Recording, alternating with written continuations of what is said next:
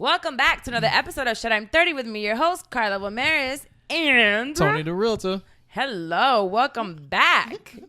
I cannot stand that shit. How I say that? I sound like Mr. Rogers, bitch.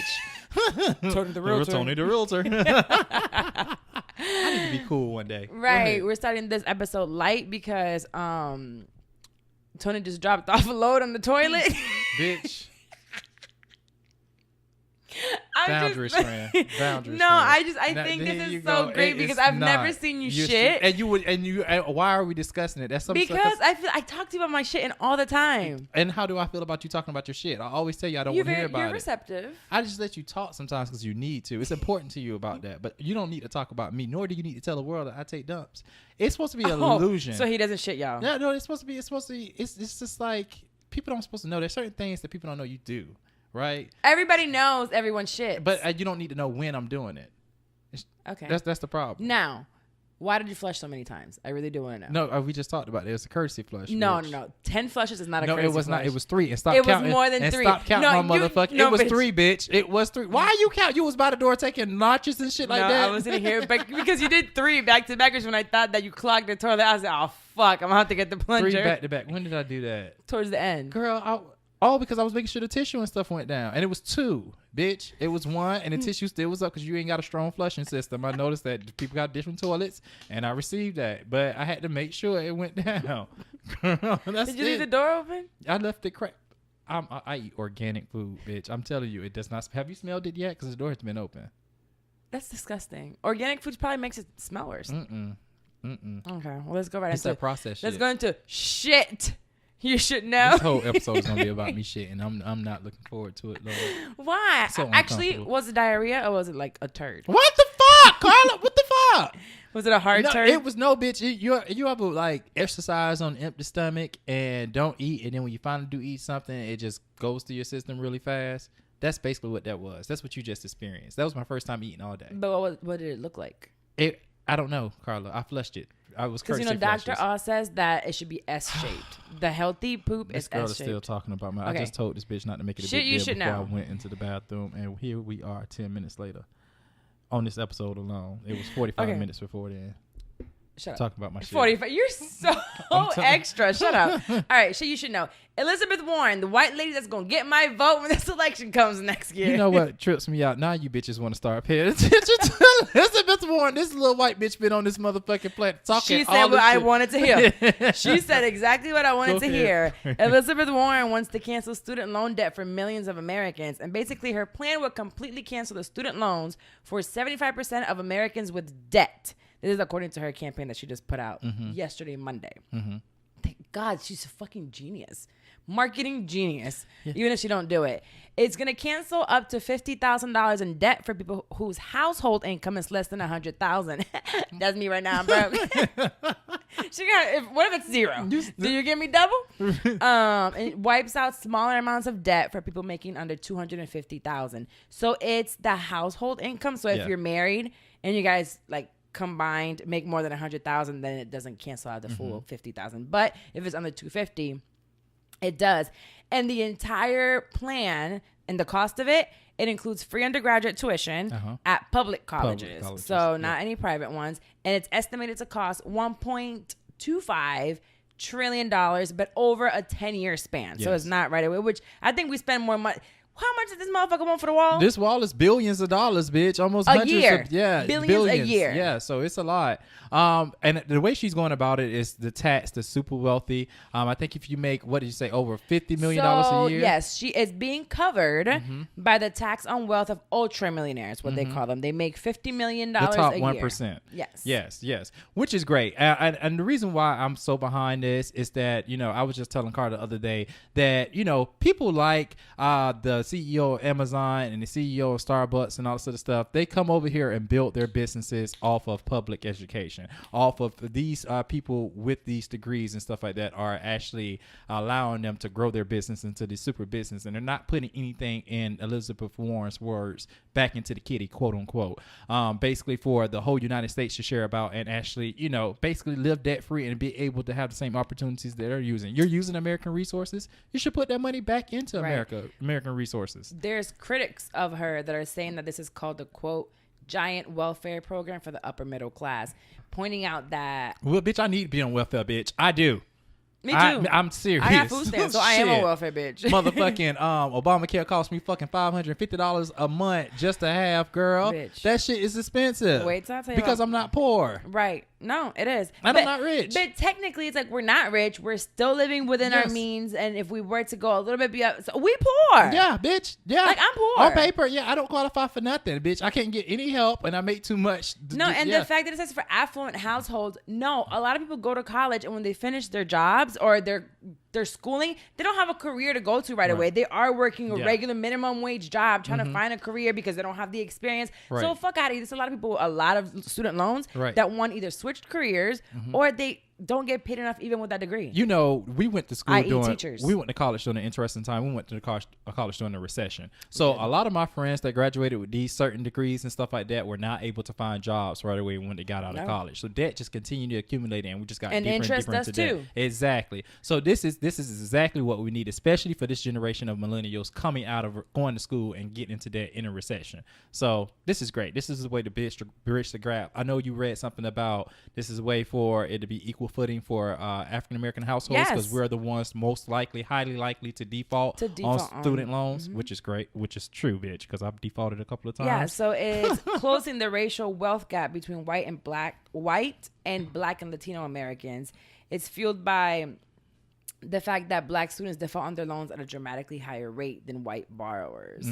So it makes sense. You know, a lot of these kids get sent to college nowadays, and because of generational wealth in the white families, they do have either a plan for college or, you know, it's just covered. You know? Or they have experience because someone in their family has went to college. This is I think our generation is starting to come with the highest turnabout of first generation college kids. So yeah, I had to do it just from the skin of my teeth. I didn't know what the fuck I was doing when I went to school. I'm so mad I went to school.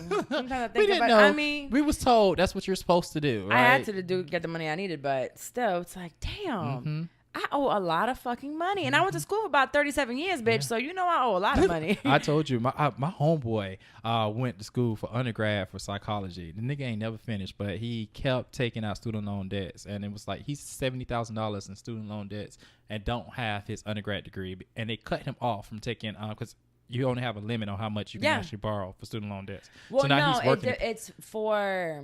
So the government one, the subsidized or unsubsidized one, there's a certain amount. Also, if you're from Florida, Bright Futures only covers for a certain amount. I got cut off from Bright Futures because I was 30 years too far in. And then then they give you one with like a higher interest or interest that accumulates after you graduate.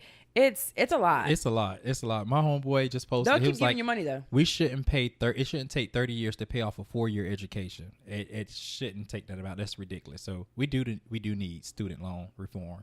Here for it. Yeah, for sure. So this week's episode, we want to talk about trust. And this actually came about because of my friend Dex. She sent me that episode from Oprah Super Soul Conversations. Yes. It's with Renee, what's her name? Brown. Renee Brown. Both Carla and I both thought she was a black woman. But bitch. Was quickly surprised when I saw her in person. Excuse me. Or bless you, I mean. Bitch, that's not a requirement for me to say bless you. Sometimes it offends people. No, bitch, it offends people sometimes to say bless you. I've learned. I have class. Well, I want bless you. Well, bless girl, me. Well, you don't demand a blessing. Who are you to demand a blessing from somebody? I want a fucking blessing. Well, since I know it's important to you, bitch, I will make sure I say bless you if I remember. Okay, no, bitch, that's fake. That's fake. God ain't gonna bless nothing fake, girl. You gotta be sincere if you want to bless him. Fuck you. I want no damn blessing, no way. Bitch, your selfish ass. Bless me. I wanted to be blessed. So spoiled. Okay. What? Yes, Renee, we did think she was black. The way she talks. She talks great, and you did tell me, and I saw it last night. She has a Netflix documentary. Yeah, she has a Netflix documentary out, which I need to watch. Yeah, I think I want to watch it tonight. But so Dex sends me this episode from Oprah, and I was like, oh, well, let me listen to it. And I thought it was great, and I started thinking to myself, do I have trust issues? And then I told you about it, and what'd you think? About you having trust issues? No, when I told you about the trust episode. Oh, bitch, I just talked about that today with my therapist about you. Because your ass thought you had... I ain't got no trust issues. Listen, shit. Going through therapy lets you know that you got a lot of shit you got to work out. That bitch talking about, you have trust issues. I'm seeing patterns. Oh, Is that what it is? Yes, that's what it's been. And I think I think a lot of us don't realize. Oh, what the fuck? What was that? The computer. Okay. I think a lot of us don't realize that we have trust issues, but we don't know that we do. Yeah. It's like you're going throughout your life and you're like, that's just me. Yeah. Or I just don't fuck with people like that. Or I don't do it. And you're like, no, but you have a trust issues with something. Something happened and you're at some point in time that now you're projecting that onto everybody else. And that's the funny thing about it. Trust issues continues to carry over from relationship to relationship or from situation to situation. You actually have to, what I'm learning is address it, deal with it in order for it to stop reoccurring. So yeah. Correct. And this can come from childhood. So it can come from childhood, from a specific person, from a specific relationship. There's so many different reasons why we have trust issues. But what is trust? Like, what's your definition of trust? What's my definition of trust? Oh my God, I should have been better prepared for a question like this. So my definition of trust is to be able to be confident in your ability to have my best interests at heart. So that's my definition of trust. I have to know that you are basically you're not out to get me, or you're not, because you can do something. Somebody can do you wrong, right, and it doesn't break my trust with you. It's just like you just fucked up. But if it does break the trust. It depends on what you do. You can rebuild it. It depends. But even if they make a mistake, you're like, oh, they just got to be a little bit more careful next time. No, because I've been in situations where somebody's cheated on me and it hasn't broke my trust with them. What the fuck? Yeah, honestly. They cheated on you? Get the fuck out of here. I swear to God, it didn't. Okay, so he just slipped into somebody's booty? No, because before then, I was in a relationship where I got cheated on a lot. And then I went into another relationship where I had trust issues and I brought those issues into that relationship. And then what I started to become is numb to the fact of cheating. Okay, because as we know, I looked at cheating different than a lot of other people. So, yeah, the last relationship, a dude cheated on me, and it's like, oh, okay. I didn't not and trust him. Because I understood. Was it the same? Huh? Was it the same after? Yeah, well, to be honest with you, this was still in the courting phase. This wasn't like we both agreed to be monogamous. So you weren't dating. So it wasn't your boyfriend. Yeah, we were dating. But it wasn't your boyfriend. Well, we were dating exclusively at this particular point. Exclusively? Yeah. So, that nigga cheated. Yeah, so he cheated. Yeah, got his ass ate. And the reason why he did that is because he had trust issues. Because the guy was hungry. The other nigga was hungry. He was like, let me give you an appetite. No, fuck out of here. He was doing something good for somebody else. He was feeding the hungry. He thought he thought that I was out doing wrong when I was traveling because I wasn't answering his phone calls and all this other stuff because his ex used to do that and used to cheat. So because he had I knew, issues. Yes, he had trust issues. And because I knew why he cheated, it's because of his trust issues. Ding dong, I saw the same thing that I do or whatever that I have done. I was like, okay, cool. I understand where it's coming from. That doesn't break my trust with you, knowing that because I understand what you did. So right. On Google Dictionary, whatever this is, it says a firm belief in the reliability, truth, ability, or strength of someone or something. And I saw it that way because when I think of trust, I think of someone who has my best interest at heart. Right. And that doesn't take away from the fact that we're human. Mm-hmm. So I wanted to talk to you about trust is basically a set of behaviors and how you act, and it shouldn't depend on someone else how you act, because that comes with like integrity. So let's talk about trust because I think it's different in friendships and relationships and family and at work. Yeah, when you're dealing with coworkers so how do you deal with trust and friendships? I think that's the hardest one. So, since we're referencing Renee Brown, she brought up a good thing, how trust should be viewed. She was telling a story about her daughter going to school, and every time the kids did something good, they would put marbles into a jar, and every time the kid did something bad, they would take marbles out the jar. And once the marbles are full, they'll go ahead and celebrate and everything like that, and do something special for the class. It's a class thing. It's not a student thing. No, it's a class thing. Okay. So when the kids are bad, the teacher takes marbles out. When their kids do something good, they start putting marbles Got you. So she was explaining to her daughter about trust, and she was like, all the friends that you have should be in that whole marble, scenario. They should be able to fill them up with marbles and everything like that and take them out when they do something. So when it comes to friends, I kind of my problem, I'm too trusting sometimes. I want to trust people because I know I have trust issues. So I kind of like look at friends as, okay, this should be my safe space and I should be able to tell you things and all this other stuff and be able to trust you right out the gate until you do something that I can't trust you, right? And you do something that kind of... Ideally, that's how most people should take it. Yeah. But I don't think a lot of people go into friendships that way. Because you should give everyone the benefit of the doubt. Mm-hmm.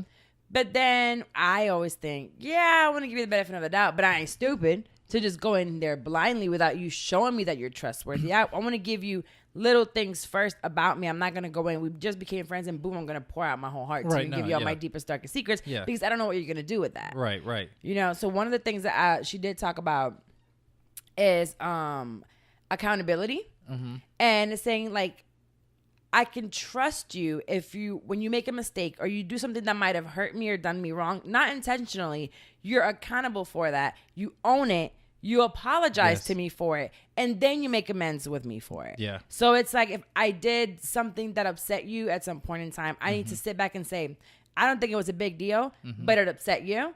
Let me tell you that I'm sorry, accept it, and say, how can I fix it now? Because I can't just say I'm sorry and walk away. When you hurt someone and when you break their trust, i.e., like I say, when we go into a relationship, we talk about cheating. You have to then do something afterwards to make amends for that hurt or for that part of you broke the trust. Right. So to me would be the making amends for it. I try not to hold stuff over people's head when they do something wrong. If you come to me in a sincere gesture and we talk about it, and even if you don't agree or anything like that particular scenario that you use and everything, but you acknowledge that it hurt me, and you want to move on forward. How can we move forward? That right there is enough for me to say, okay, I see that you do have my best interest in heart, because although you don't agree or you may see it totally different, but you understand, you acknowledge my feelings and you acknowledge how sensitive this can be. I can go on and trust you because I see you're doing work to try to and we're all different, so we all have to figure out how different we are.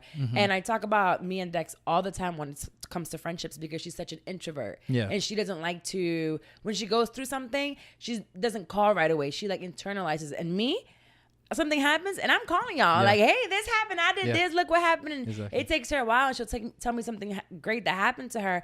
And I'm like, oh my God, did this just happen? She's like, oh yeah, 2 weeks ago. Well, bitch, why didn't you call me? And it took me a while for me to figure out she's different. And you have to accept her for who she is. And when she calls, be excited with her, because that's when she decided to like share this with you, because she won't really share with anybody else. Or when she doesn't want to go out, or when she doesn't feel like talking, or she's, all these things. Those people are different. So she has to trust me enough as a friend that I won't judge her or speak to her like in a bad way per se, or be like call her out because she doesn't want to do what I want to do all the time. Right. I have a friend like that. Basically, he doesn't share anything about his life whatsoever. It's basically me just calling and just sharing all my stuff. And it's just like, I trust him with everything, but I do, being the introverted person I am, trying to make sense of. You're not an introvert. I said extrovert. I heard introvert. No, I said introverted person I am. Okay. So, that's what I want to share because Go ahead. Sorry. Because I want to share what I'm sharing everything about me, and I was like, okay, so are you going to share something about me? Do you not trust me enough to share? And it's like, no, I come out when I'm ready, and it's like, okay, when I was younger, I'm like, hey, this is offending me. You need to tell me something. How's your fucking day? What happened? And it's like, just give people their time to to express themselves when they feel comfortable. So. I can share, and I've shared it before, me losing a really, really close friend recently, and it was because of a vault. So Renee Brown says that when you have a friendship, these friends, is like, what makes them your friend? What per se puts marbles into that jar? How do your friends, what do they do on a daily basis that tells you I can trust him? Because I know a lot of people, there's some that I know I can't trust, and they might not be friends, probably acquaintances. I will say if I don't trust you, I can't be friends with you. No, not at all. Yeah. And I know the word friends, was it you and I that were talking about the use of friend? Yeah. And how loosely last episode, last episode? Yeah, and I'm like, it just gets used so loosely. But if I consider you a friend, I trust you. But I think there's levels of, like we did talk about this, levels of friendship. Yeah. So it's levels of trust. Yeah. One might have known that I was moving before everybody else did. Right. But others might know once I'm moving what I'm doing. You know what I mean? Exactly. Like more things that or are I got a bump end. on my penis, and the other person may not know that I got a bump on my penis because I don't feel comfortable enough to share. I'm gonna make a clip out of this. 21:37. I got a bump on my penis. Bitch, you have a bump on your penis? Bitch, no, bitch, you know I ain't got no damn. I burnt my damn self with Nair, bitch. And my gosh, he couldn't have sex for how long? For about 2 weeks, bitch. Why? It was killing. So I trust Carla enough to call, and because I didn't know what the fuck it was at first. I'm like, what the fuck is going on, girl? I got this. I'm sitting here thinking, sir, somebody burnt you. Somebody burnt you. No, and then it started to make sense and where it was. And I was like, oh, child, I forgot I had Nair left up under my balls and my so I didn't it was actually up under the shaft between the balls and the shaft. So I was like, I didn't clean that enough when I was taking the shot off. But I thought the head was messed up too. No, my head is fine. It was the shaft. It was the bottom. It was the bottom of my shaft. The condom messed it. The condom. Oh, because then not only that, you can have sex, but you couldn't wait until it healed all the way. So the condom was rubbed. The base of the condom was rubbing against the base of my shaft. Why the fuck are we talking about this? Because you a hoe? I think you a nympho. Oh my God, I can't believe I just said this. Oh my God. Whoever you use that condom with listening right now, like, you nasty. I told him that too before we started. I was like, listen, I burnt myself with Nair. Just okay, I'm gonna be completely honest with you. If a nigga came to me and was like, listen, I'm burnt myself with Nair, I didn't give a fuck. And I would look at it and I'd be like, look, if you don't get your dirty dick from around me, I would have walked the fuck out. But the dude, I used to date him and everything like that. I don't give a fuck. Just because I used to date you don't mean you can't catch something out here. You can tell that it was a burn. It was a burn. And that's why I was scared. But to be honest with you, shit, I was scared too. I was like, what the fuck? You have to be. See, that was very irresponsible of you. You know why? Because that's basically an open wound. It was covered with a condom. Why the fuck are we talking about this on air, bitch? Okay. Oh my God. I forgot to tell you that part. It was very irresponsible. No, it was, bitch. Oh my God. I cannot believe we sit here talking about this. Sorry. Okay, just kidding. So we were talking about, yes, being in a vault. And when you share certain things with friends, family members, or whoever it is, you expect them to hold that in like and it wasn't open, bitch. It was sealed by this time. It had a scab and everything on it, bitch, by this time. So it wasn't open. I actually took off a whole week and a half from having sex, bitch, and give that shit enough time. I just thought about I need to clear that up. Okay? So it was safe. It was not open. It was just a scab. That the condom took off. The condom did not take it off. I said, bitch, it was aggravating it, bitch, because it was going back and forth. It takes it off a little bit. No, it was not. It was dry. No, it was still dry. It's healed now, bitch. It's completely. I know. Well, we know. You've been out here using it. I have not. Ashley, bitch. Look. See, now I don't trust to tell Carla shit else because Carla's going to go on a platform and tell anything that I tell her that I told her in front. I am not involved. She'll go on live. You can't tell this bitch nothing, to be honest with you, bitch. Don't come tell Carla nothing you don't want her to talk about it. You have to be comfortable in yourself. Because this bitch will tell it. Bitch, in a minute. And you can tell her not to tell it. She going to tell it. No, I won't. Perfect example. Bitch, the beginning of this episode. And come on. Talking about shit. Whatever. I'm definitely always going to talk about people's shit. Anyways, going back to this. So when you're telling someone and you're giving them your deepest, darkest secrets, you expect them to fucking die with the shit. Yeah. Like if I told you something, you're taking the shit to the grave. And if you don't take it to the grave, I might put your ass in the grave. But I'm learning because I'm going to therapy. So I'm not going to do that. So honestly, when you break that confidence, there's no more, the trust is out. Marbles are taken out of the jar, or the jar, I just smash it and I don't want any more marbles in that jar with you no more. Mm-hmm. You know? Mm-hmm. So that has happened to me, and I did go through the point where it was such a close friend and they would use those intimate things that I was telling them and the things that I spoke about in confidence to use it against me. Right. And that is, I think, more hurtful than anything else. So if you've ever thought about the fact that you have a friend that's giving you information or talk to you about something, don't use that against them later on when you're feeling some type of way, because you're purposely hurting them, you know, and you're breaking that trust and you're completely eliminating that friendship or that relationship that was there at any point in time. Right.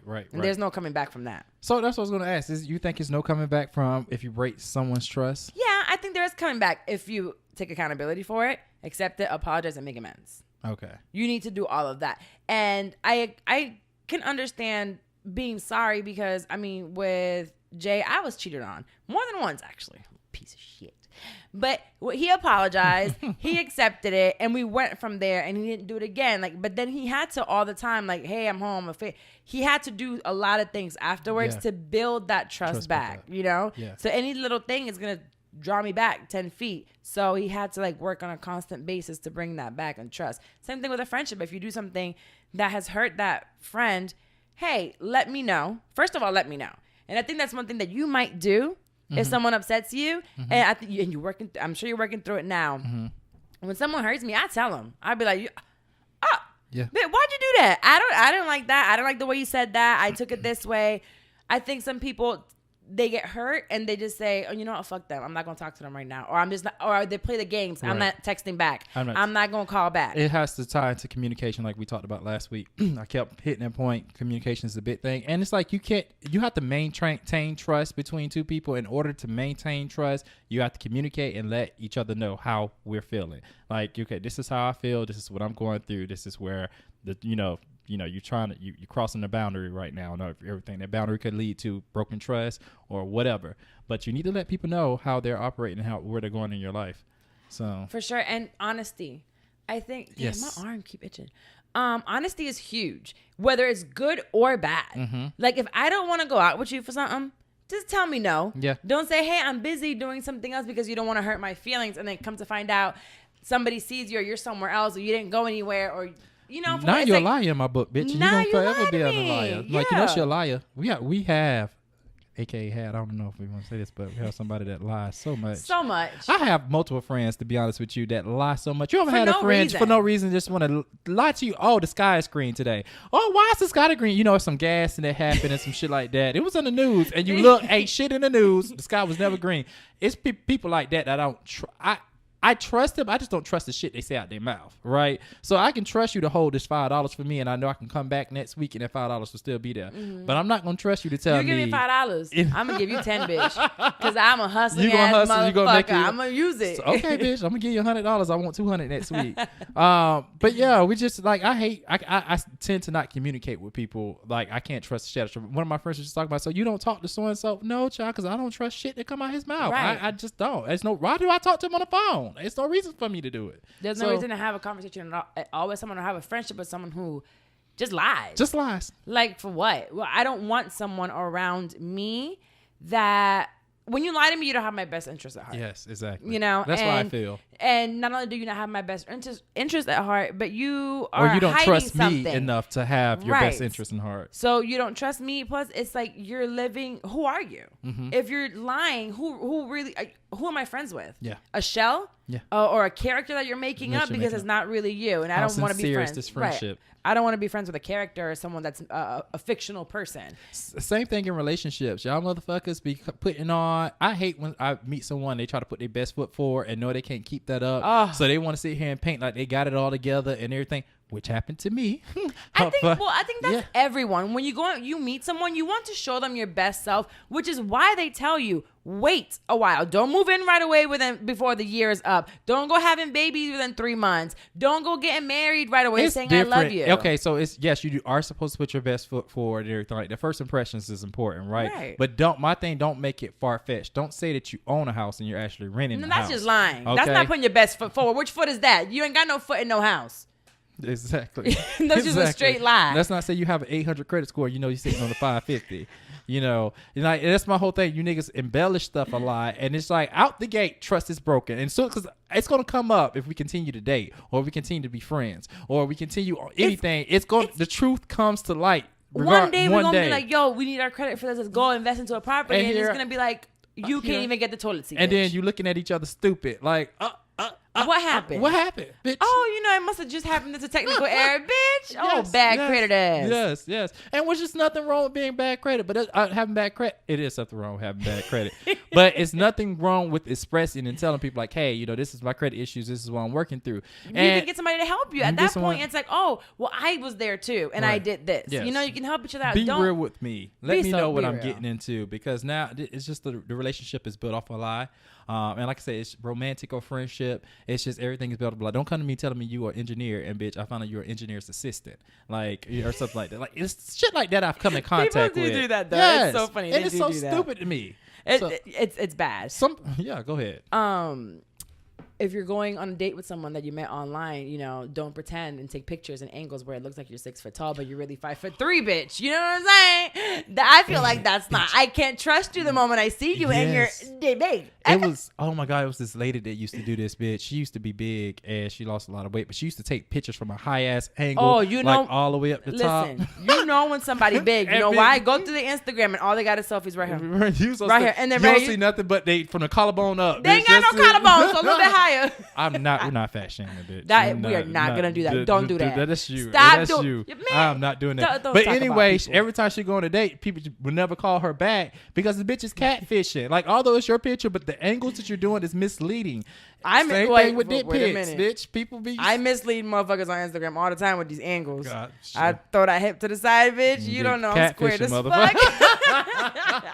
And it's okay to accent your curves and stuff like that, you know. But I sent a nude to somebody one day, and it was like, "Oh, can you send me a picture without it propped up?" And I was like, "Oh, that's no problem, bitch, because you know I'm about mine." But I'm glad you caught that, bitch. What do you mean propped up? I ain't going on that picture I sent you. That picture when I was sitting on the y'all, this man don't send me the only nude. It's not like a dick nude, like from the back. He looked like a swimsuit model naked. If you put bitch, you put a wig on, you a bitch. Oh, bitch, shut up. Bro, I don't know what angle that was. Cause I see it wasn't an angle, friend. It was not. It was just you saw. It was a bad picture. My back is an angle. It was not angle. It was. And then your ass was sitting on the thing, so you push the ass up, right, and you spread it, and you spread the ass.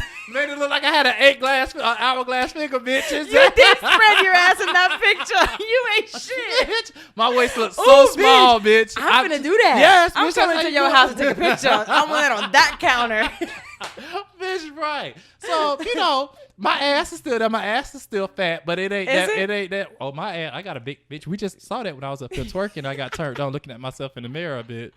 You're so stupid. Yeah, him talking about being turned on. He swears I'm a whole dude. So I went to the story. We were sitting here, right on this table, and I was wearing a bull shirt. My chains were out. My hair was slicked back, and I don't usually wear my hair up. And that bitch had it pulled back in that ponytail. She was looking like she had a Chicago jersey on with some chains, some gold chains around her neck. A shirt with some gold chains around her neck. I'm looking at her. I had to look at. I'm like, damn, Carla. For some reason, she looks different, and I'm feeling a certain way, and I'm like, what is it? This bitch looked like a whole dude sitting in front of me. And I'm like, Carla, you are turning me on just because you're like, and it's not from the neck down, bitch. I just see men. So since it was too many times, and I kept seeing him picking up, and he won't look at my face. He just looking at me from the neck down, like thinking I'm like a Carlos or a Javier in this bitch. So I had to believe you called that bitch. He kept looking at me, so I had to swiftly remind him there's some titties under here, and I just lift my shirt up. Because I wasn't wearing a bra, and I said, how about this for a nigga? It grossed me the fuck out. I could have passed out this fucking man chair. acted so disgusted with my boobs. You shot the fuck out I have never had a man look so disgusted. My boobs are great. It was just like pulling. It's like waking me out out of a good dream or some shit, or just like falling for something. It was that type of shock factor that you gave me. I'm glad, because you weren't about to get your dick hard here thinking Javier was in front of you. Shit. You know, Carlos got this. I'm not Carlos. Carla has this masculine energy that she exudes, bitch. It's so powerful sometimes. It overshadows mine. Like Carlos, that bitch will open my door if I ask her to, and I will politely sit down. Okay, no, like, here's the thing. I'm not gonna open your door. You ain't gonna open up my door, friend? Hell the fuck no, I'm not gonna open your door. Why not? Don't you believe in equality? Bitch, you don't open my door. I mean, because you won't ask me to. You're a man, but I would. I mean, I'm not opening your door. I'm just saying your masculine energy is bigger than mine. So sometimes, sometimes, because I'm a whole nigga. I'm a whole dude. I'm a woman. I'm just assertive, and sometimes it's a little masculine. You are, friend. I was having a conversation with somebody yesterday, and as I'm talking to him, and I'm like, we're supposed to be talking about trust. Oh, we are. I forgot about it. Anyways, I wanted him to trust me because the way I was talking, sometimes it can be vulgar and like going, and I'm just saying, I'm like, listen, this is just the way I talk. So don't take it any type of way, because when I'm over here, I just get excited and emotional when I speak. And that's one thing that I need my friends and family members and whoever I speak to trust me enough and give me the benefit of that when I'm talking and screaming. it's not screaming at them or it's not like belittling them. It's just me speaking. Mm-hmm. So sometimes like I have to deal with people or get to that point where they trust me enough to know that's. Don't take offense to it. Yeah, don't take offense to any of that. There's actually another one that it was frenemies. So Renee calls it where is it that she calls it something? She used a good example. Common enemy intimacy. And basically what you have is not real. So I feel like hopefully does it happen in the 30s anymore? I don't. About what? Like frenemies? Do people still? Yeah, bitch. I don't think it stops. To be honest with you. No. I mean, so what's the definition of frenemy? Frenemies, it's like we only share hate for someone else. There's no trust. There's no real trust in your. So you call each other friends. You're talking all the time, but what you have is not real because it's based on hatred for one person. Yep. So all you're doing is gossiping and talking about this other person or persons or a group of people, and that's what's fueling this friendship that is not real again. Yep, the shared disdain. So and this is a red flag for me when someone comes to me and they found out I don't like a certain so and so had a falling out and that's the only thing they want to talk about whenever I get I don't that. Yeah, for one I won't even engage and talk to you about this person because I don't give that person that type of power. All you're gonna do is go back and tell them what I said. Exactly. So I don't engage in gossip. But if I'm noticing that's the only thing, I say, oh bitch, this is the type of friend you want. I'm not gonna talk. There ain't shit for us to talk about, bitch. At all. This is so much negativity I'm allowing in my life just to do that. So yeah. So try not to engage. Yeah, there's times where you're with your friends and you're like, girl, I seen this or I seen that, and you're talking about it. But when you have been friends with someone else to come back now and just bash that person, you're not gaining anything out of that. That's not doing anything for you. And at our age and the people that I want to be around with, I want to just grow. Exactly. And I'm not growing about talking about someone who really is insignificant to my life now and can't do anything for me, won't do anything for me. And me speaking about them ain't going to do shit for me either. Exactly. So I have no time to continue to get what this you energy. Eat don't make me shit, so I have no problem. I can give a fuck about what somebody doing that I really don't fuck with like that anymore. And it's just go on and be yourself, be happy, be married. And if you become friends with someone that I was friends with or one of my exes, that's fine. Go and be happy. I don't give a fuck. Like y'all deserve each other, all of y'all. Right? Like, no, it is because when you see that, you're like. You then look back and you're like, well, what do you have in common? Yeah. You know, what do you talk about? Maybe sometimes they don't. And at this point, when I think about situations like that, there's no point in me using any time or energy from my body or exuding any energy towards that because it has nothing to do with me. Nothing. And that's exactly, that's the price of freedom. A lot of shit that happens has shit to do with you whatsoever. Just take yourself out of the equation. It doesn't matter. It's just, hey, they click, they do their own thing. Or if they are talking about me, well, I'm just a bad bitch then. I'm glad that I'm the top of the conversation every time y'all get on the phone. I'm so happy. Yeah. So that's it. With family, I think it's a little bit harder because once you don't trust them, you're kind of told. That crackhead uncle that steals shit, and y'all know to always put y'all shit up every time he come over the house. Or just don't let him in. He can only go in one corner of the house. Like sit right there. With family's a little bit different. But generosity was another thing that Renee Brown used. And it was trusting that if I did or I forgot to do something for you. Are you passing the family thing? Because that's a big thing. A lot of our trust issues coming up from our upbringing and stuff, and our parents. Like your dad continues to tell you that he's going to send you money for a new pair of shoes and never sends that. Now you have issues and believing what people say, or most of the time our trust issues do come from like, so if your parents or one of your parents is always cheating or lying or they didn't make it on time, like you said, they didn't do what they said they were going to do, if your mom didn't trust your dad, that rubs off on you like, oh, my mama used to always say, don't trust these niggas. Don't trust these niggas. How you said it best, don't trust no nigga, no. Right. So since we can't trust them, we're growing up thinking we can't trust these niggas. Right. But at the end of the day, you're going to find some man that's going to come up to you and you're going to meet them. And if you're still with that mentality, don't trust these niggas, you're going to let somebody good pass by because you're using what your mother went through, what your sister went through, whatever family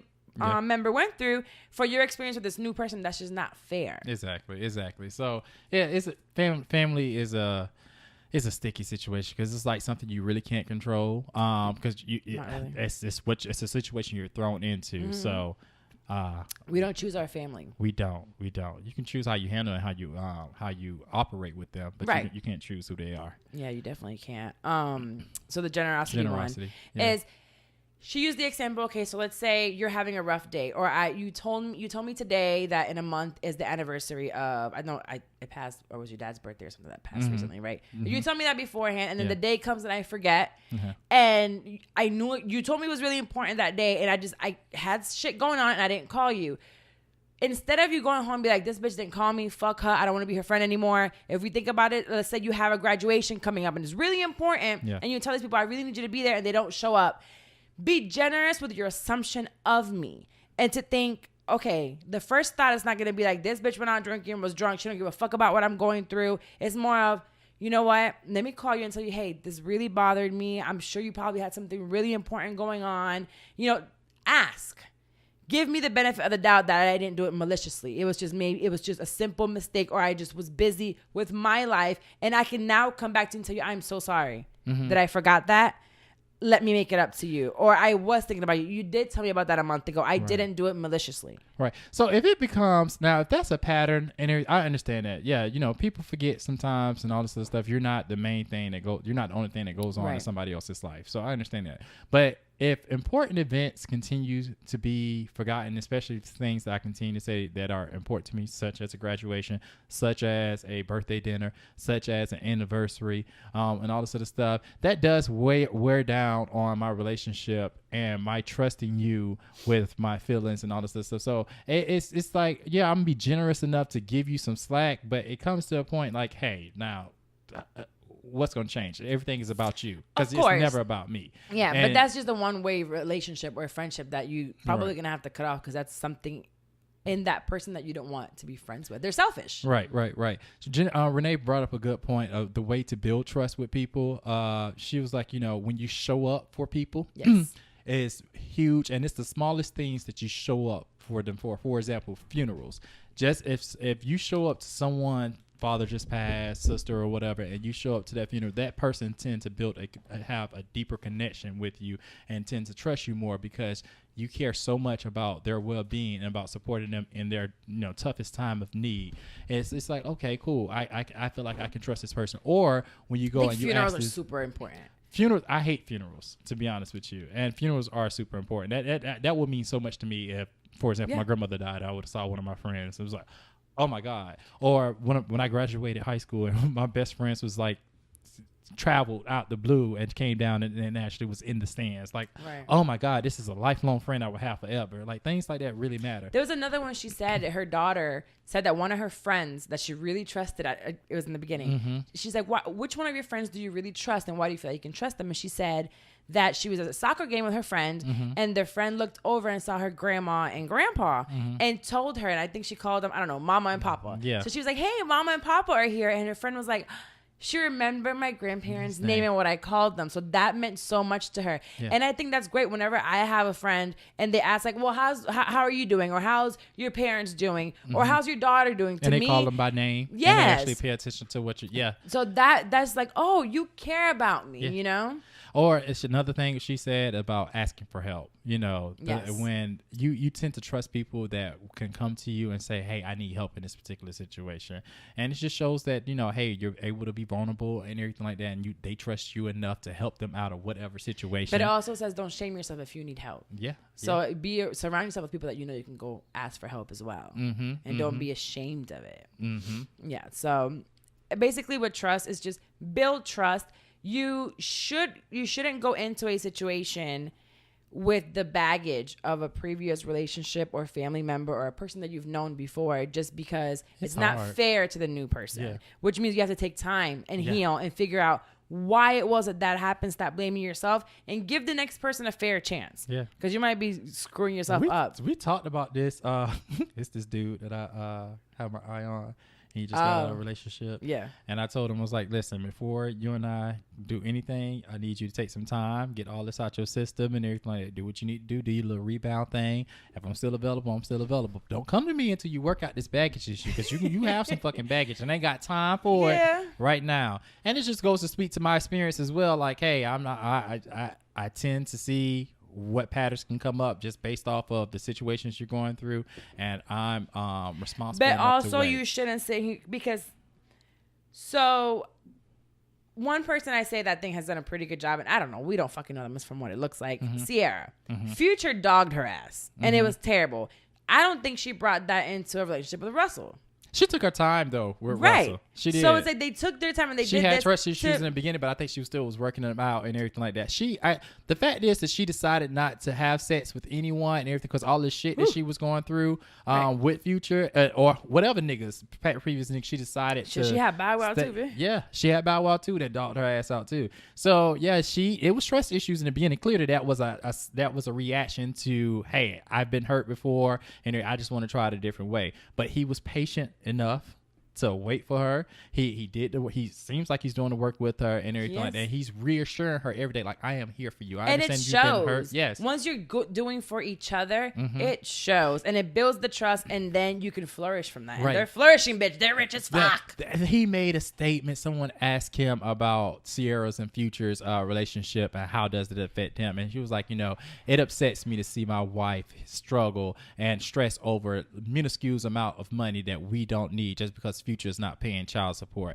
We don't need his money. He's not paying child support? He's not paying child support. No. Why? He got money. Russell also said that, I don't know what Future's situation is, but he got other kids, and I'm pretty sure he got a lot of kids, and he got to pay all these people. But as for me and my household and everything, we're good enough that we are good generations from now, just not now. And I was like, dude, that's awesome.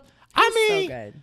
Damn, nigga, where did you come from? Like that's a dope thing to say, but it's a lot of men that do it. To be honest with you, it is. And I was blessed enough to grow up with awesome stepdads that stepped in and everything like that, and just made up for what my father didn't do.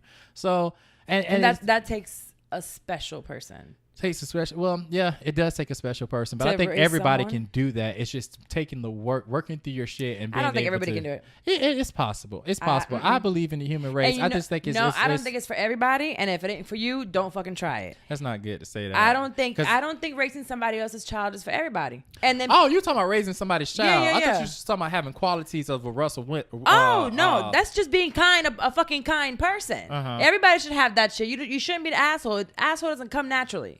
Asshole, you build that shit. That's a big trust thing, by the way. Hell yeah. That's huge. Dating someone that has kids, it's a trust issue between just on me.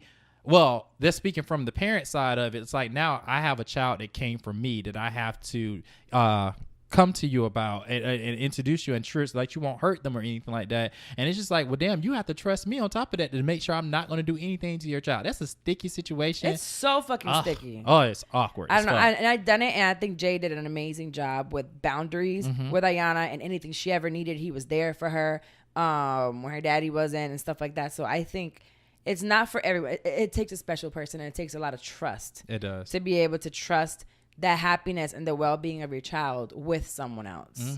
And for that child to call that man daddy too, it's like, that's a whole nother whoa. To call another man daddy that ain't your daddy when your daddy's like around, even if it's not a lot, is a lot. I don't know. I don't believe in that shit. I know I do believe in it. It's a daddy is someone that's actually acting as a father. And you can have multiple daddies. You can call them. You can have multiple by his moms. Name.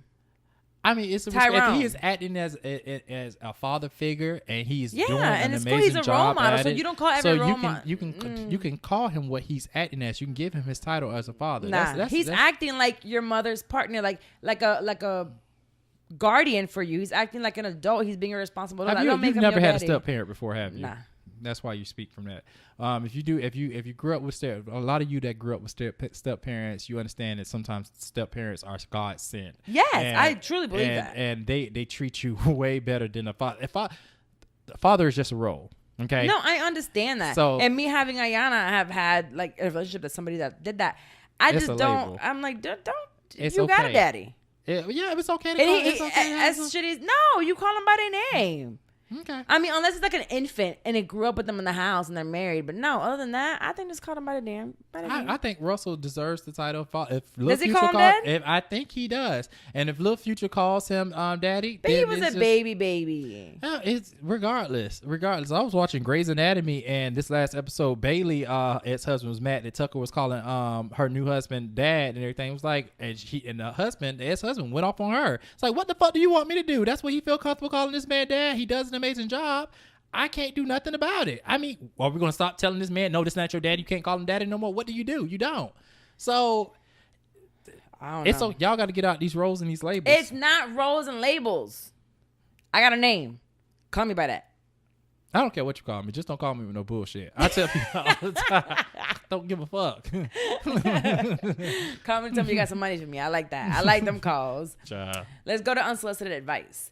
So I have, let's pick from these two because we actually been talking for a while. One is about a kind of jealousy with a best friend, and the other one is a woman that at one point caught her man cheating or doing things to break her trust. Let's talk about the trust thing. Let's stay on topic. Okay. So the woman cheating? Yeah. Okay. So she says, we've been together for a year. We recently had a Black China, are you texting other bitches moment. Remember Rob? You texting other motherfucking bitches?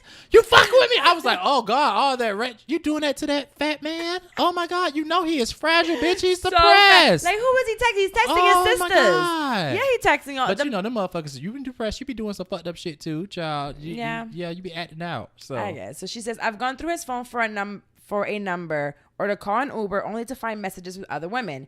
He says he never physically cheated.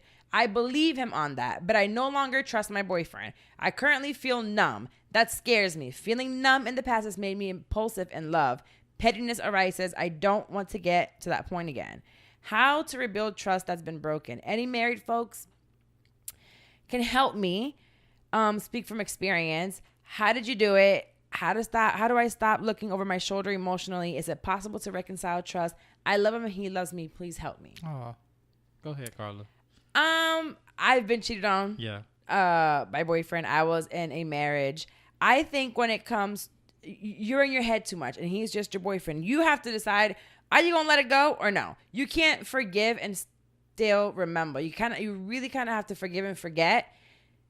And let him try to make it up. So if he's making up for it, he's not, because he's still messaging them. So from this seems like he's messaging them regardless. So she's not telling me like, oh, he did it before and it's done now. It seems like he's continuously doing it. So why the fuck are you still there? Yeah. So I was waiting for her to tell me, he's not doing it anymore. Yeah, you can't fucking trust him because he's fucking doing it like nonstop. Right. So it seems like you're looking for advice so you can...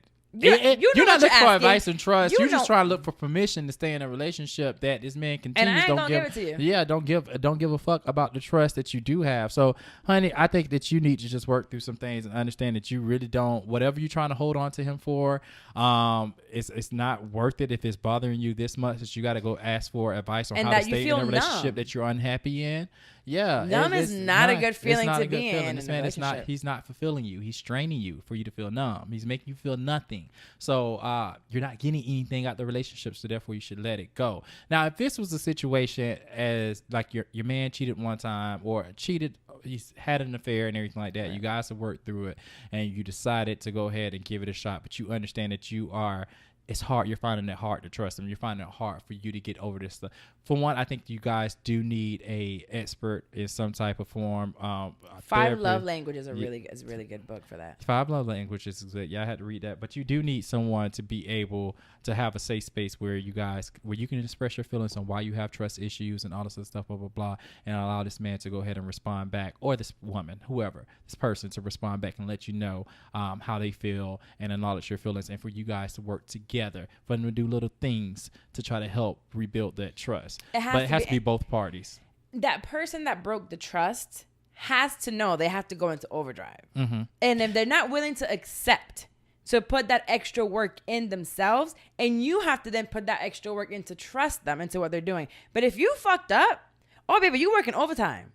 Because now you have to make me trust you, make me feel comfortable. I feel like it's a team effort, to be honest with you. Fuck out of here. I'm not playing. I wasn't with you when you was cheating. But listen, girl. I am not going to be the one that now, because I fucked up, now I got to jump over so many fucking... Yes! And you hold it over my head, continue. When you get mad, remember you cheated on me? No, you can't do that. You can't do that. You are going to jump over hurdles. Jump over what hurdles? Natural hurdles that come up. Yes, I understand. No, like, hey, I'm texting you every 5 minutes to see where you are, blah, blah, blah, this and that. That's more, which is more work for you. Yeah, okay, I understand. Let me respond because I understand it's insecurity that I help build inside of this person that I have to try to help this person work through. But ain't no goddamn teamwork. But you're not going to be, but you also have to understand that I'm human as well now, bitch. It's going to get a point in time. Now, you were human when you cheated, bitch. Yeah. Now be a fucking superhuman and make it right. I let your humanness fuck up. For people also, I'm gonna tell you this, guy. I'm gonna talk, play devil's advocate. For the people that are out here that have broken someone's trust, and you're listening to this episode, you have to think about yourself first. They say when you're on the plane, they say make sure you put a mask over yourself first, and then put a mask over your child. You have to make sure that this relationship is worth your mental health for you to continue on, because you have to understand that the things that are gonna come now that you broke the trust with this person, you're gonna start getting these harassing text messages. You're gonna start getting things thrown up in your face. That person might make you feel like you are shit and scum of the earth. Now you have to see if it's worth you going through all this shit, or if it's just worth like, hey, I'm sorry, I fucked up. I don't think this is gonna work out. I love you enough to let you go on and be happy, and I love myself enough to move on. So it's okay to do that. But on the other side, those hateful messages, they're gonna come and you're gonna say, I hate you, you did this, you motherfucker, selfish, blah, blah, blah. But if you're going to stay there in that relationship, then you have to then tell yourself, all right, it's time to come back on those messages and give them the chance that you said you were going to give them. Yeah. Because it's not a real chance if you're saying, okay, I'm going to give you another chance, but you keep, again, dangling on top of their head or bringing it up every 2 seconds. That's not giving them a fair chance. That's not, you're right. So let it out of your system, say what you got to say, and then say, all right, so we're going to start from here. You put in the work, and I'm going to be receptive to the work that you're putting in. So when you say we're going to go 50-50, no, fuck that. You're going to go 100, and I'm going to be receptive to your 110%.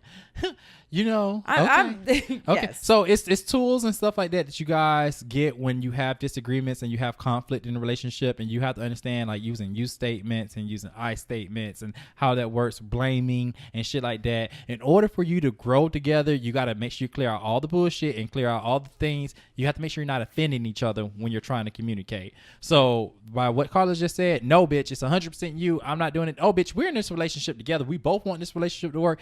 Just like, bitch, if you fall short on rent this month and everything like that, I got to make up, nigga. Or if you fucking hurt yourself at work and everything like that, I got to make up and all this stuff. It's still falling short. Yes, it's falling short from grace. It's falling short, period. I'm gonna fuck up sometimes. Like, I'm going to ask myself, so if you come to me, you telling me you cheated on me and everything, like, oh, I found out you cheated. I want to know why you cheated, right? And I don't want to know exactly what it was that caused you to break this agreement or this trust that we have between somebody each other. Had a bigger dick. Carla, that's not the only thing. See, this is the man I'm talking about. I sit across from a man and I talk every week about issues. That's why I got turned on when I saw this bitch in this Will jersey. You. I saw the fuck nigga in her. So that's what I saw. and my ass get turned on by fuck niggas sometimes. So listen, there's something. There is something about fuck boys. There's something about fuck boys. Woo. I don't know. It's that good girl, bad boy type situation. I don't know. Yeah. But I don't fuck with fuck boys though, to be honest with you. I don't. They're not worth me. I never have, honestly. Have I? I think I have had one. I mean, he was an undercover fuck boy if he was, and I found out later, but he wasn't like a whole blatant fuck boy. Like, I don't give a I know some of them. I couldn't get a blatant one, bitch. I'll fuck him up. Like, I wish you would. Nah. But yeah, it's things. So I want to know exactly what caused, this trust, this relationship for you to cheat and step out, so we can work on it together. Excuse. It is sometimes. That's right. The example I just used about the guy because I was out of town. That's not a good excuse. I understand. So there's never a reason. There will never be a good enough reason for cheating. Carla, I honestly don't believe men are monogamous creatures in the first place. I don't think we're made to be monogamous. That's why it takes so much work. It takes a lot of work. When they say a marriage is a lot of work, it's a lot of work because we're working against we love to be around people. We want to be affectionate. We fall in love with different folks at different times. We do. Exactly. It's nature. And sometimes that's what I say, you fall short. You're human. You will fall short of this. And it's like, I don't expect for anyone to get in a relationship and be with me for 50 years and never step out. Does it happen? I'm pretty sure it does. But I asked everybody that say their grandparents never cheated and everything like that. Lying. And it's like, bitch, you're lying. I know a lot of people, grandparents that done My had grandma, sex outside. Yes. They would tell you, oh, we don't have love like we used to back in the day. My grandma used to go pick up my grandfather from the side bitch house. Somebody called her up. Oh, he over there with that lady again. My grandma would drive and go bring his ass home. Right. And then powder herself and fuck him that night. Yeah, like, we're going to act like everything's cool. Women didn't have a choice back then. They had to be with the man. They couldn't vote. They couldn't work. They couldn't do none of that shit. Damn, I'm going to come pick you up from somebody's house and be laying in this bed. Bitch. Shit, you're going to lay in the dog bed. I tell people, I'm not my grandparents. You come to me with some bullshit. I'm not either. Not in this day. I fuck you up. My grandma to this day is, I'm going to hear all this weekend, all kinds of fuck shit from her. Oh my gosh, she's going to be going off on me for 3 days straight. It's so bad. But thank God you got that, girl. I know. I love it. But she'd be talking to me and I'd be like, but Tata, I don't care. Yeah. It's like, oh, you need a husband. For what? Oh, no, I don't. Do you take a shower before going to bed? If I want to. So you go to bed dirty? Yeah. If I want to. Because you just choose not to listen to this shit. Because someone's told you should shower before going to bed. Yeah. If I don't fucking want to, I'm not showering. Go to your house and don't smell me. I don't be smelling. And you going to tell me, bitch, if I was straight, I would want you. No, the fuck I wouldn't, bitch. I'm telling you I would not. I know I would not. Stink. Okay, girl. But if I don't want to shower, I'm not going to shower. Okay. I probably showered that morning. I don't want to shower that night. I can be friends with you. That's it. That's it. Straight or not, gay. I don't give a fuck. You want to cuddle with me? No, bitch. I wouldn't cuddle with you now. Why? Because you don't shower, bitch. You just told me. I do shower. I'm saying. And then you don't have any wipes in here anyway. When you want to talk about me shit. Bitch, I got a septic tank. You are not going to put wipies down my fucking thing and clog that shit up. Listen, this is why I don't shit nowhere unless I have a shower or some wipes. But today I just had I'm no going to get a douche little thing. A little douche. Shit. It's not a douche. What is it called? Oh, shit. I know it. Yeah, it cleans your shit. And I was going to call it beignet, bitch. It's not a beignet. A duvet. A shit. And I'm real. I know it. I know it. All because you can't remember. I can't remember. I don't know. But a duvet? No, that's a cover for a sheet. I don't know what to call it. Let me see. So you think Siri will know? Yeah. Siri, what's the thing that washes your pussy in the toilet? I don't know how to respond to that. I know, right? I said toilet that cleans you. It don't come out. A bidet. A bidet. Yes. A bidet. My grandma got one in her house. Yeah. I have yet to experience a bidet. Really? Oh, it feels so good. I'm so scared to do it. The thing about it, be messy. So ladies, if you sit, no, it's not, but you sit on it, and I don't trust the bidet. It needs, as a woman, you need to get it whether it's gonna shoot right on your ass or like shoot like on the front of your cooch. Because if you get it and it shoots like in the hole, it feels like you're drowning, but it's like water coming up your pussy. Really? So you feel like you? What do you mean? You feel like you drowning? I feel like it just doesn't feel good. Like water going up there, like you know, it's kind of hard. It's have you ever hunched in the pool before? In the beach, and it's awful. Oh, I'll never do it again. Horrible. Oh, you tried it too? Yeah, I was a lifeguard, bitch. So I done fucked in the pool a couple of times. I did the beach, and my shit was on fire with that salt water, bitch. Oh, girl, no, I burned the shit out of my crotch. Animals and shit like that. You get a yeast infection trying to fuck in the ocean. I did get a yeast infection actually. Yeah. It was so bad. You can't fuck on the beach either because the sand just comes. Just the beach is fucking not is romantic. For the movies. That shit is for the movies. It ain't real. It is not real at all. Let's go into the shit talk we've been talking about. So shit talk. It all started at the beginning of the episode with Anthony's shit, but now I'll take it into the fact that the insurance in this country, you talked about it, and I was going to go into it when you were like, oh, I got Obamacare and I'm paying all this money. So I got Obamacare and I don't have to pay anything. They're like, oh, you broke bitch, you don't have to pay for anything, right? Cool. But I didn't realize that anything that I need, I have to pay a shit ton. So my deductible is $6,000. I went for to the regular doctor and get a checkup. And she's like, yeah, we need to check your thyroids. We need to do an MRI. We need to do blood work. We need to do all this shit. And then when I get to the place, I'm like, all right, I'm going to get this MRI. I'm finally going to find out what's wrong with my knee. I'm going to be a bad bitch because I'm going to start running every day, right? I walk in. Sounds like somebody I know. Bitch, when I was running, I was bad. But it's like every time I get on the Stepmaster, I go on the treadmill and I run outside, immediately my knee starts hurting the next day where I got to take 3-4 days off. So how am I supposed to get skinny? I don't know.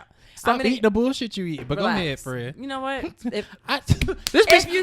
She was coming eating ranch and carrots, and I walked in. So this bitch was like, "Oh, I love carrots. Carrots are so. Let me see how much sugar is in carrot. How many carbs are in carrots?" And she's looking on the back. I said, "Bitch, you're looking at the carrots, but you're not looking on the back of the fucking ranch dressing trust bottle." Issues. And trust she issues. looked the on vault. the Where's the vault? And she turned around on the dress and it was like, "Oh shit!" It was Oh my Caesar God. dressing. It was so bad. So good. Oh my God, this is why it's so good. I mean, I kept eating it. I'm not gonna stop. But Caesar dressing is really bad for you. It is, and you still eat it. So go ahead. Yeah, I'm gonna keep eating it. It's okay. So, anyways, I walk in for the MRI and I'm hyped. I'm like, I got an appointment. Let's get this shit done. And then she's like, okay, well, your deductible, it's like $400 and something. I said, bitch, what? Huh? For what? And she's like, oh, your deductible is $600, so you have to pay your copay of $5. All right. You have to reach your deductible before your insurance kick in and start paying. So I said, oh, okay. Well, you can go ahead and cancel this appointment. And I just left and I said, well, I'm gonna Google the anatomy of a knee and figure out what the fuck wrong with my knee myself. Oh, so you don't know? I don't know what's wrong with my knee, and I won't know. So one of my sister's friends, so to let you guys know, so like really fuck the insurance. This country has terrible, terrible insurance. Yeah. Like honestly, I'm a self-paid patient wherever I go. Yeah. And I will be, because it's not like I have. And we're 30, bitch. God forbid, like cancer or something like that. I'm going for preventative things or like small things that are happening. And with a $6,000 deductible, bitch, I'm gonna be paying all year. Yeah, like, ain't that really, really wrong with me like that? So my friend did tell me, she's a physical therapist in Miami, because she was like, send me the MRI, I'll fix your knee for you. And I'm like, bet. But I can't do it because I didn't get the MRI because I can't afford that shit. Yeah. So she tells me that there's places that after 2 p.m. on certain days of the week, they do cheap MRIs. So I did find one for $250. Really? Yeah, I don't think I want to do it anyway. That still ain't cheap anyway. It ain't bitch. cheap, but it's a lot cheaper because it's self-pay. Yeah. So really, the procedure of an MRI costs about $2,500. You know, you can negotiate all that, right, when you're a self-pay patient and you're paying cash. So that's what I'm gonna go for this $250. I'm gonna be like, well, y'all want to take $200? But yeah, there are places where if you need an MRI and you're self-paying, you don't have it, they will do it for like $200, between $150 and $250, and they'll do the MRI for you. Right. So definitely look into that eyesight. So I don't know when I'm gonna do it, but I need have to do it. fucked up knees too, friend, but I can't afford to get them fixed either, bitch. Right. So it's and let me stop saying I can't afford. Trump is fucking I don't want to spend that amount of money, and it's like for you just to tell me, okay, this is what's wrong. It costs you $2,000 for me to tell you what's wrong. And now you have to spend all this money on medicine. On medicine and treatment. And now you need surgery that we're gonna come up out our asses with. This healthcare system is stupid. I just found out America's like one of the only countries where fucking pharmaceutical companies can actually advertise and sell to you bitches for commercials and stuff like that. They don't do that in other countries. Like Canadians have all this shit taken care of. Yeah, our healthcare expenses are so expensive. They're taking advantage. Dumb ass Americans who are like, but look at your taxes, bitch. When you actually compare what they're paying in taxes and what we have to pay on healthcare, they're healthy and fucking happy. Yeah. We're sitting here paying this little bit of taxes, but then this much in fucking healthcare, and then when you're sick, you gotta stay sick, and now you're dead. And making Big Pharma fucking rich. This is why fucking weed is not legalized. On top of that, other things with racism. I listened to a documentary, watched a documentary on Netflix, bitch. It's good, about how jazz and how prohibition of weed started to come about because jazz players used to smoke weed a lot, and then they started integrating because white people started liking liking jazz, and then the whole anyway. So bitch, the whole shit is a big. It's just about making the rich man richer, Big Pharma richer, and everything. It has nothing to do with poor people whatsoever. They're so involved in the government. I don't think we'll ever get rid of them. I think all these precedents say that they want to keep them in check, and I don't think they'll be able to. Yeah. And we're just gonna be stuck here paying all this money, and until this knee. And I can't move anymore from it. It's just gonna have to stay the way it is. I'm gonna keep using my THC stuff and CBD shit. CBD and get it. So I have a shit talk today again, friend. So my shit talk is gonna be about Nigel Shelby. He's a 15-year-old young kid, high school student that committed suicide for being bullied for being gay at his high school. He was in Huntsville, Alabama, and basically, just the typical story about going to school every day and basically being called a faggot and what's sad that when you're saying typical story, it really is a typical fucking story here. It happened to almost every one of us, especially me. But yeah, just growing up and just being put down. So my shit talk, bullying comes from home. It's a learned behavior. It's shit that it's shit that the kids see their parents do and their views when it comes to racism and all this other shit. This is learned shit. Kids are not born evil. Okay, kids are not born to hate. I love those pictures of little white and black babies. Don't see color at all. I remember growing up not seeing color, not really seeing. Kids don't know shit about other kids being gay, but before we see color, we see sexuality. I don't know if I was called gay before anything for my white friends will talk about, oh, you know, will pick on me being gay before they talked about my color, before they noticed me being, you know, we kids notice that you're different. But it's something that's so rooted in something that we're conditioned to do. We're conditioning our kids, you guys, to do shit like this. And what it's causing and black LGBT kids especially are the highest teenage suicide rates. These kids are killing themselves at alarming numbers, more than any other instance. Okay, so we have to be careful about our comments. We have to be careful about our memes, about making jokes about things. We have to be careful about our views. I was watching the Grapevine, and they were talking about that girl that won American Idol, and she was asked about her views on homosexuality. Now, mind you, most of her fans are LGBT, and she was like, you know, that's something I don't agree with, but I'll let them do what they do, you know, whatever. I just don't agree with it. You guys, you don't have a choice in agreeing with who they are. It's like saying, I don't like a white person saying, well, you know, I really don't do black people or anything like that, but I'll let them go ahead and do their thing. Black magic and shit. I don't have a choice in being black. Right. I don't have a choice in being gay. And I think once people understand that this is not a choice, you don't have a choice in your heterosexuality. I don't have a choice in me being LGBT. I don't have a choice in me being queer. So these kids are growing up, and it's worse now than when I was growing up, because now I used to be able to leave school and come home to a safe environment and everything like that and be accepted. These kids now, bullying is following them. It's following them once they leave school. They still have it on Facebook. They still have it on social media. These kids are being cyberbullied, and it's something they cannot get away from. And the only way they can escape it is by basically what they feel is taking their own life. So be careful. My shit talk is still, be careful with the shit you guys say. And even the whole thing about agreeing with shit, it's not your choice. Because what you're doing is you're giving people permission to hate. You're giving kids permission to go out and do this shit in school and to cause stories like this to come about. So what I am an avid speaker to parents. When your child does some shit in school, yes, you go in there, you make that kid apologize. Yes. Because it starts with your kids. But then again, when the adult is a fucked up person, is an evil person, someone who has hate in their heart, they're teaching that hate to their child so they can do it. But if you see your child doing something, don't chuck it up as like, oh, it's just kid play. No, nip it in the bud then, because that child will become an adult. And that same thing that they were doing as a kid, they will do as an adult. And by the time you did, because you're old and you were the parent, so now they're a parent with hate, bringing that down. And it continues to cycle on and go from generation to generation. So I'm so happy that our generation, our platforms that we have now, we're able to speak out about things like this, that nip this shit in the butt. Shit is not acceptable, and I'm gonna call shit out every time I see it. So every single time. That's my shit talk for today. You guys be kind to each other, to everybody, no matter sex, creed, or nationality. Yes. You know? And before we leave, I wanted to give a thank you. This is so funny. Every single one of you have rated and left a review on iTunes for us. Also on Spotify, subscribing. You guys have been doing amazing on that, and listening and sharing on social media. Every time you guys share and tag me or Tony on them, we reshare them, and I love to see when you guys are actually listening and sharing with your friends. So I like to see the messages that you guys leave when you post on your stories. Also this week, her name is Mrs. Fat Butt. Yes, bitch, you better know. So I'm like, do you know, like, sometimes it's like an automated name, or if you chose that name, and if you're listening to this, send me a DM, because sometimes they'll send me a DM like, that was me who said it. Send me a DM, Mrs. Fat. But she says, I just started and I already love it. She left this a couple days ago, and it helps us a lot on iTunes and to get ranked and just to get ratings, and people are like recognize it and see our show, and for you guys to share it. So again, if you have an iPod, an iPad, a Mac, or any type of, or even on your computer, you can download iTunes. If you have a PC, you download iTunes, you find Shit I'm 30 in the podcasts, and you just rate and give us a review. Make sure you subscribe and share with your friends, and let them know what you like so much about it, and just tell us what you like or maybe don't like. I mean, if you don't like something, you can go ahead and tell me too. Yeah. I'm not going to feel bad about it. Yeah, bitch, you got a choice. Right. Sure. And then don't forget that I am still doing the one-on-one consultations. I had one the other day, and I have another one actually on Saturday while I'm in Puerto Rico. You guys are coming up with such great idea for podcasts. It's the time to do podcasts now. If you think about it, YouTube has millions of channels. Millions.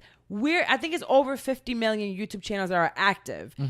There are less than 1 million podcasts. Yeah. So when somebody tells you, oh, it's oversaturated, everybody and their mama doing a podcast, yeah, so are YouTubers. And it doesn't matter. You have your niche, you have your voice, you'll have your own audience. So hit me up and tell me, listen, I'm ready to do this. I want to put it together. I want to do it for my business, and I want to do 12 episodes explaining everything about my business, so I can filter people there and they can get to know you as the business owner or as the doctor or as the mechanic or whatever it is that you is. So you can go to shutm30.com and schedule that consultation with me.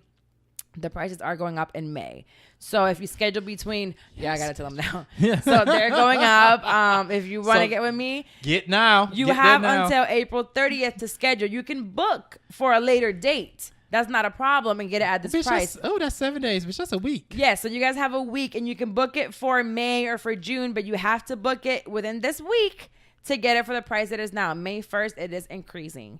So get me while you can. For my taxes, girl, I'm not doing your taxes. I need to start doing them quarterly. Oh, I had a question. I guess we can do the questions some other time. We can do a questions episode and put it as a bonus. We can do a bonus questions episode. It was a real estate question or something? Yeah. Okay, cool. Yeah, we'll do. Yeah, we need to do that. A bonus. We'll do a bonus. Yeah, we'll do a bonus episode. So yeah, you guys. I still sell houses. I would never stop. So yeah, reach out to me. Can't stop, won't stop. So Instagram is Tony_the_realtor, or you can email me at Anthony@BertramEstates.com, or go to my website at BertramEstates.com. Bertram is spelled B as in boy, ERTRAM. So if you know anybody that's looking to buy or sell here in the Central Florida area, give me a call, or anywhere else. I can refer you to a great realtor. So. Yes, and if you want to send us an unsolicited advice letter, I'm telling you, we're going to give you great advice. We're so good at this. Yeah, we are. So send an email to shutdown30podcast@gmail.com, and yours might be the next one that we read. Mm-hmm. See you guys next week. All right, bye, y'all. Bye.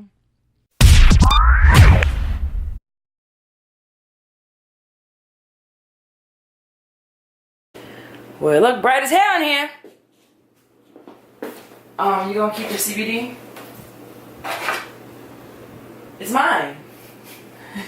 You want this on here? Brother, you so ratchet. Give me this. Just give me this. Give me this. I tried to teach you how to do it, but that's a bitch. I am unteachable. Oh, shit. What? Look. I am classy. You don't think I'm classy? You ain't even classy. You don't put the shit in the fucking, what this called? Coaster. Is that what it's called? Coaster. Mm-hmm. Use it! So I got them here for. Table a little cheap. You put too much stuff on the table and it's breaking. Okay, now it's gonna get cold with this bitch. You ready? You can record this episode online. No, I'll get up in a second. Talk. I was trying to figure out what I wanted to say, bitch, when I ain't had nothing to say. I'm impressed. I need to stop that. What? Because I'm going to be stuck. Oh, yeah, don't do that. Friend, I know. It's already starting to happen. That's why I was like, you stuck? Just do some stuff. You're going to be stuck out at some point. Okay, let's see. It is a coaster. Thank you. Why does my hair look like this today? I should put makeup on. How do you think? Just give me some alcohol when you're done. You're so annoying. Can you do it like this? No. Does it pull like this? Try it.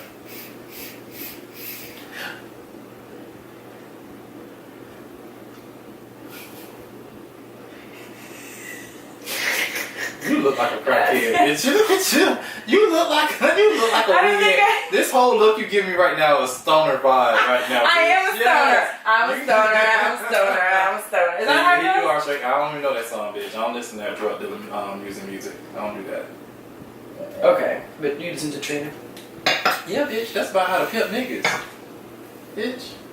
That's how to be a bad bitch. That's what Trina's about. This one doesn't taste like chlorine water at all. It doesn't, bitch. I don't know. I really was starting to think it was the oil until you bitches told me no. It's this flavor. Because I forgot I even got grapefruit. I'm pulling like 3 times because I'm not putting my mouth on it, so I'm making sure like it actually comes in. And just wasting it. I'm not. Okay. All right, you ready? Yeah. Well, I need a stimulant. A stimulant? What do you mean? Alcohol? No, bitch. Alcohol is depressant. It's not a stimulant. Oh. What you want, cocaine?